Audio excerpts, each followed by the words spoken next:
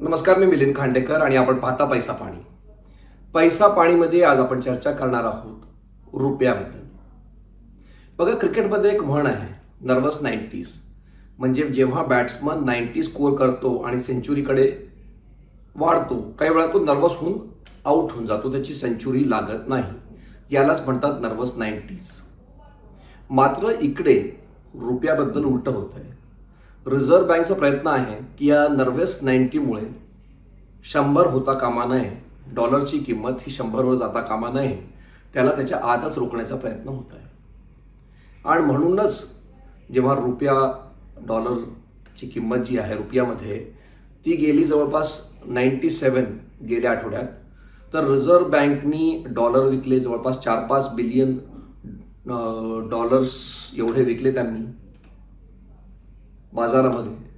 कारण बाजारामध्ये जेव्हा डॉलरचा सप्लाय वाढतो तेव्हा डॉलरचा भाव खाली येतो आणि त्याचा फायदाही झाला. कारण शुक्रवारी जेव्हा डॉलर बंद झाला तर त्याची किंमत होती जवळपास 95.69 रुपीज.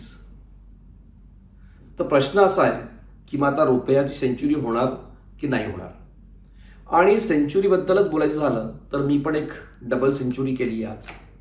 हे जे पैसा पाणी सदर आहे हे मराठीमध्ये मुंबई तकमध्ये आधी सुरू झालं. एक ब्लॉग म्हणून मुंबई तकच्या वेबसाईटवर तुम्ही त्याला वाचू शकता दर रविवारी. आणि मग हल्लीच अगदी 3 महिन्यापूर्वी मी एक व्हिडिओ पण पैसा पाणी याचा बनवण्याचा सुरुवात केली. हा 15वा व्हिडिओ आहे.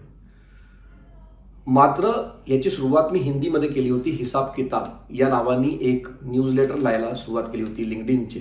आणि 4 वर्षापूर्वी ती सुरुवात जी केली होती, आज त्याचे 200वा अंक प्रकाशित झालेला आहे. म्हणजे ही मी एक डबल सेंचुरी झाली माझी. असो, तुमचे जर त्याबद्दल काही सल्ला असेल, तुमचे काही मतं असतील की त्याला कसं आणखीन सुधारावं, ते तुम्ही प्लीज कमेंट बॉक्समध्ये सांगा. तर येऊया आता आजच्या विषयाकडे की रुपया डॉलर काय 100वरती जाईल का. तर एक समजा हे सगळं होण्याचं जे त्याला चालना मिळण्याचं कारण आहे इराणचं युद्ध. इराण युद्ध सुरू होण्यापूर्वी फेब्रुवारी महिन्यामध्ये डॉलरची किंमत जवळपास 91 होती. 91 रुपयाचा $1 होता. आणि आता तो 96 रुपयापर्यंत पोचलेला आहे डॉलर. ते का झालं? तर याची 2 मुख्य कारणं आहे. अजून लहान लहान कारण आहे, पण मुख्य कारण काय आहे?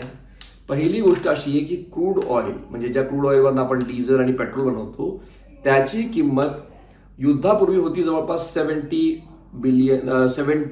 पर बॅरल आणि ती आता $100 पलीकडे गेली आहे.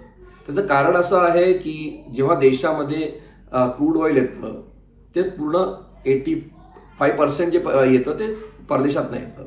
आणि एक हॉर्मुझचं जे स्ट्रेट आहे, म्हणजे तो असा जलमार्ग आहे, तो बंद झाल्यामुळे जगातच जे 20% क्रूड ऑइल आहे त्याचा सप्लाय कमी झाला आहे. तर सप्लाय कमी झाल्यामुळे भाव वाढ झालेली आहे आणि त्यामुळे डॉलर आपल्याला आणखीन मोजावे लागतात. तर बघा, कुठली सामान असू द्या, कुठली वस्तू असू द्या, कुठलं सर्व्हिस असू द्या, जेव्हा त्याची डिमांड वाढती आणि सप्लाय कमी होतो तेव्हा त्याची भाव वाढतात. हीच बाब लागू पडते करन्सीवरती पण, की जेव्हा त्याचा डिमांड वाढलेली आहे करन्सीची, म्हणजे इथे डॉलरची, आपल्याला आता आणखीन डॉलर मोजावे लागतात. ते क्रूड ऑइल आपण जे पहिले मागवायचो तेवढंच जरी मागवलं तरी 40 ते 50%, म्हणजे जर पहिले आपलं बिल होतं $100, समजा आपण X बॅरल ऑइल मागवलं, आता तेवढंच ऑइल मागवण्यास आपल्याला $150 मोजावे लागतात. म्हणजे आपल्याला जास्त डॉलर खर्च करावे लागतात. ते डॉलरची डिमांड वाढलेली आहे, त्यामुळे डॉलरचे भाव वधारलेले आहेत. दुसरं कारण म्हणजे काय? शेअर मार्केटमध्ये जे फॉरेन इन्स्टिट्यूशनल इन्व्हेस्टर, म्हणजे परदेशी गुंतवणूकदार जे आहे, ते विक्री करतात आहे. आणि हे युद्ध सुरू झाल्यापासून त्यांनी जवळपास $20-22 बिलियन जे शेअर आहे ते विकले. आता होतं काय, जेव्हा परदेशी गुंतवणूकदार देशामध्ये येतात तेव्हा ते डॉलर घेऊन येतात. जेव्हा ते खरेदी करतात तेव्हा ते डॉलर घेऊन येतात आणि जेव्हा ते विकतात ते डॉलर घेऊन जातात. तर आता ते डॉलर घेऊन जात आहेत, त्यामुळे परत तुटवडा झाला आहे डॉलरचा. एकीकडे आपल्याला जास्त डॉलर लागतात आहे कारण आपल्याला ऑइल खरेदीसाठी, आणि दुसऱ्या बाजूला हे परदेशी गुंतवणूकदार जे आहेत ते घेऊन जातात आपल्याबरोबर डॉलर, त्यामुळे आपल्याला तुटवडा जाणवतो आहे. आता याच्यात रिझर्व्ह बँक कसा येतो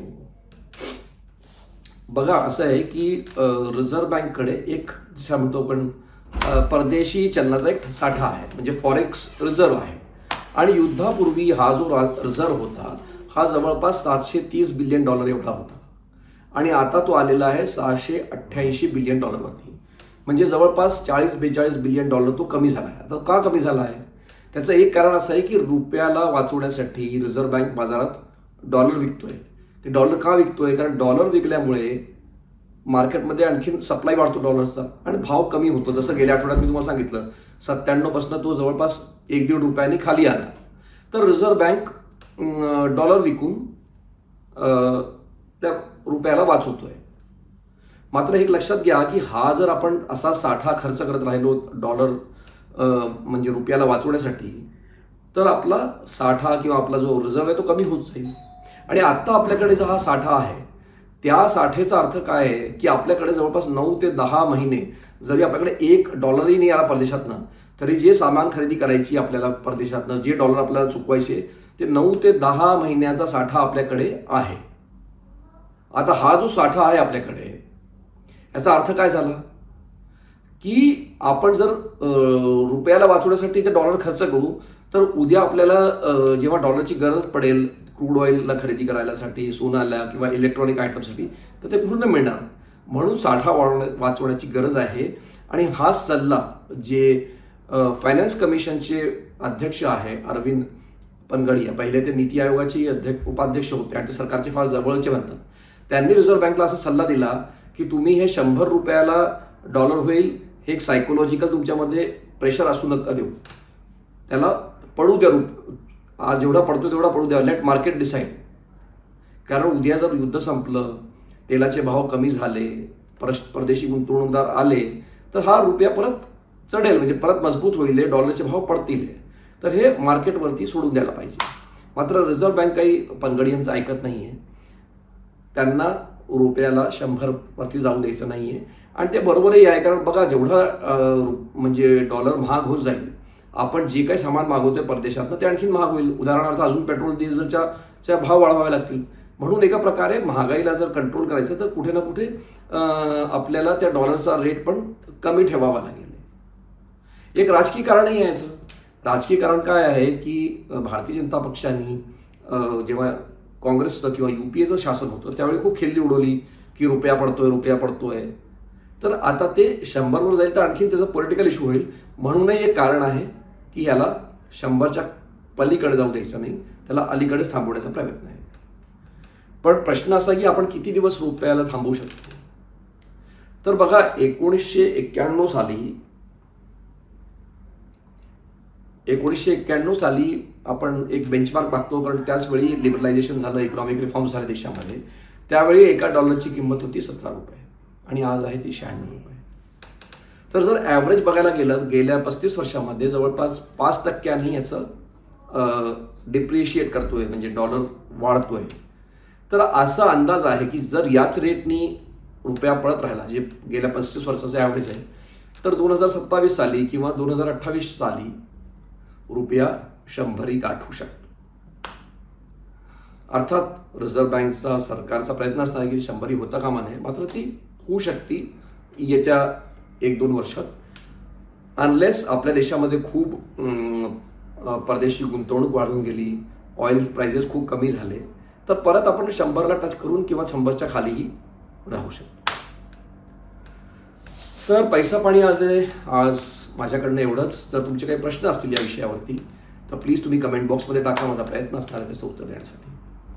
एकदा पुन्हा आपले खूप खूप आभार. नमस्कार.